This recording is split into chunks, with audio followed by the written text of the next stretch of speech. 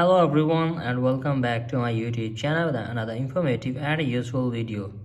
So guys, in this video I'm gonna be showing you how to fix Instagram automatically closed on your iPhone.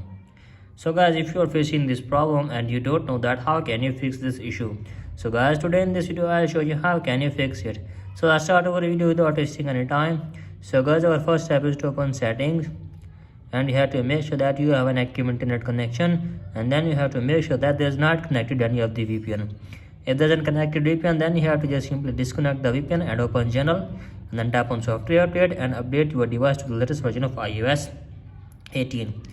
After that, you have to just simply tap on iPhone storage, scroll it below and find out the Instagram app, and from here guys, you have to just simply offload the app and reinstall it again and check if the problem is fixed or not.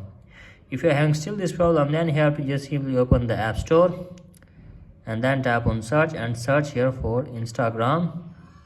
And from here guys, you have to just simply update your Instagram app from here, and after that hopefully your problem will be fixed. So in this way you can easily fix your problem. So that's it for today's video. Hope this video helps you. If the videos helps you, then please subscribe to my YouTube channel as well. Thank you.